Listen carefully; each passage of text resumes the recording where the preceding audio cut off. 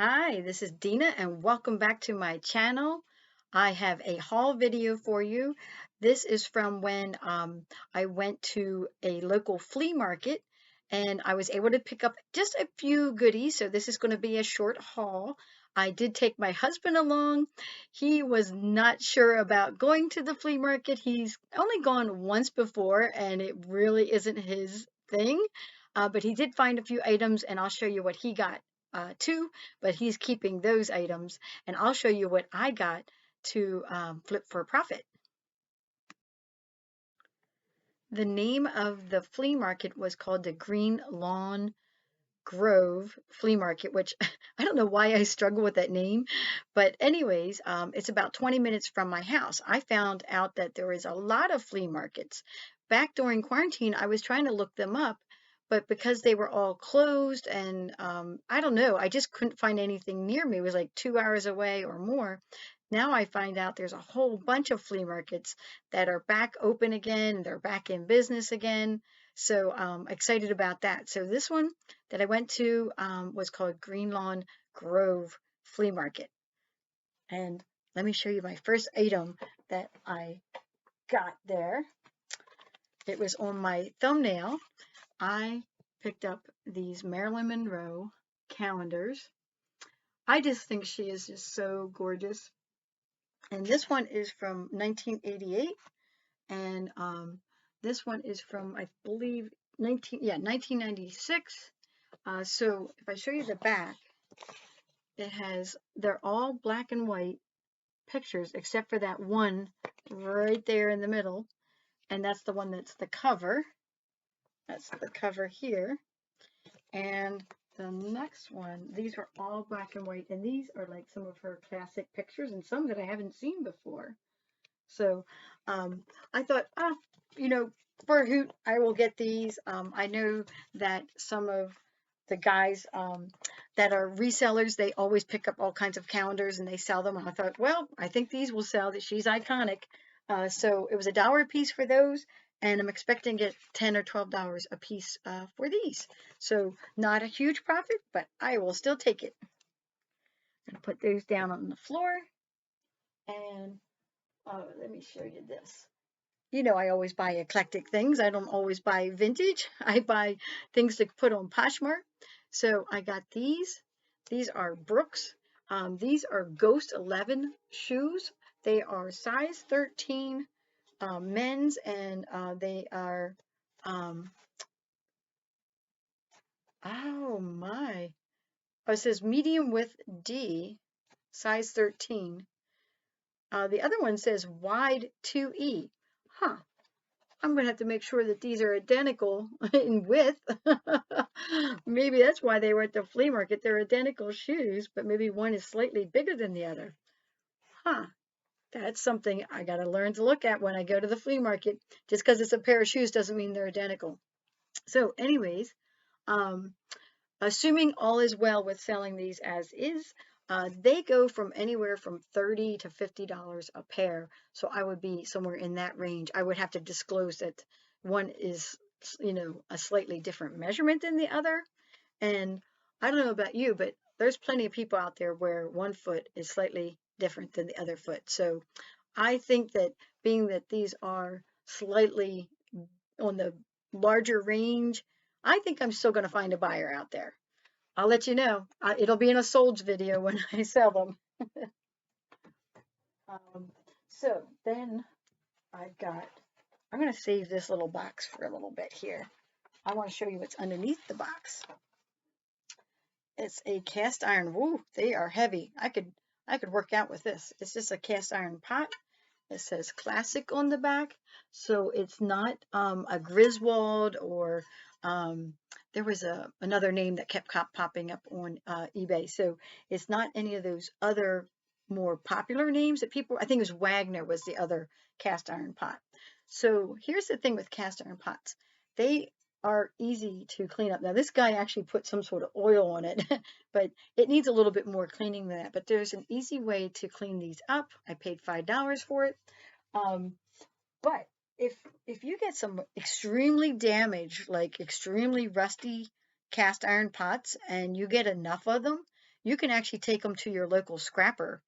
And if you can get them cheap enough, you're going to get your money back plus profit just scrapping them and not listing them at all to sell if they're in a really, really bad condition. And sometimes people will sell them to you. They're like, oh, they're all rusty. Yeah, you can have them for $1 a piece or something.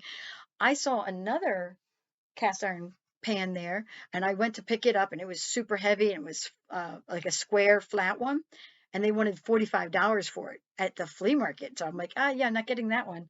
But that, they do have some value too in terms of reselling. So let me put this back over here. So I got this whole little box for $5, and the guy at his stand, he kind of threw these in there in the box because they're copper, but they're these little heart cookie cutters, and graduated, and then they come in this little tin, which was awesome. You can close up the tin. They are not marked at all. I have no idea who made them, but I looked up just copper shaped heart tins, and they go for pretty decent money. And I thought, well, a set of 3 with a tin that go in them, I'm going to ask around $20 for these. Yeah, I'm going to ask about $20 for these. So I didn't, if I could say I paid, $1 for these and $4 for the rest of this because it was a $5 lot. So if I sell these, I pay for everything plus profit. And then what's in here is a mirror vintage cookie press with all the little discs, which is so cool. This box doesn't have a lid, but that's okay. It has all the little tops that you can put on, all the little, I don't know what you call them, but they're the little tops that you can do for, I think, like the frosting and things like that. And this would be the actual cookie press, and then there's a smaller one here. I could part this out because sometimes you can sell just this for like $13, $14 and then sell everything else separately. But I think I'm going to keep it all together. And it has this fantastic little book, and the graphics in this are awesome, and it has recipes in there. That is just so, so neat. So I'm thinking I'm going to probably ask around like $30, $35 for the whole set. I'm going to put the little heart-shaped cookie cutters back in there. They're all cookie related. Let me show you the 2 items. I'm looking around because there's not that much to go yet. The 2 items that my husband found. So he found these combination locks. Looks like they were originally for sale for about $9 or so, $5 sale, but he got them for $4. He just bought a set of combination locks, but they're like cheapy ones, the ones that he thinks he could probably break off with his hand. So he saw these, and these were more heavy duty, so he really liked these combination locks. So he got this for himself. And the other thing he got, because there was a lot of guys selling like tools and parts and things like that, were these hooks.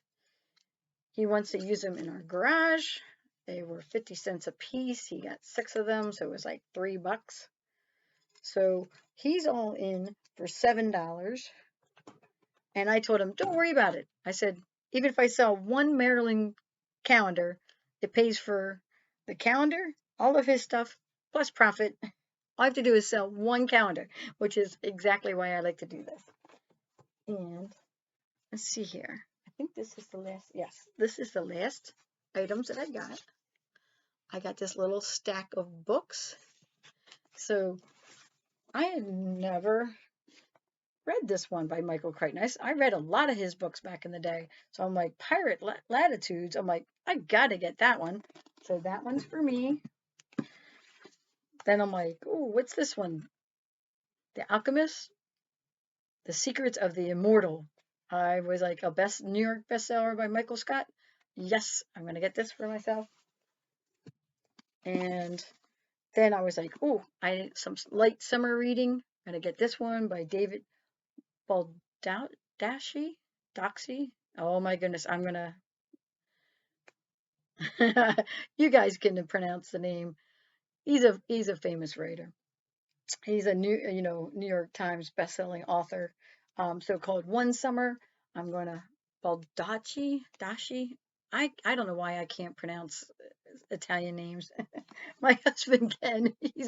He's half Italian. Um, and then she was selling them for 25 cents a piece. So I thought I want to get $1 worth because I didn't want to have to dig out change. So then I picked up this kid's book, the classic White Fang by Jack London. So this is like, in large print for the kids. So I am actually going to put this in my little free library that's up at the end of my street here. They have a kids portion, and then they have for the adult books. So I'm just going to stick this in there.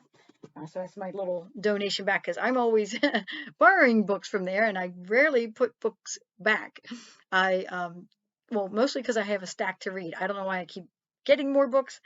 Um, because I haven't read all the ones that I already got out and all the ones I get at garage sales and such and thrift stores. So I have a stack of books. I think that's what I'm going to be doing now that the weather is getting all warming up now. So that is my total haul. Hope you guys enjoyed this content. Leave me any comments and questions down below, and I will see you guys next time.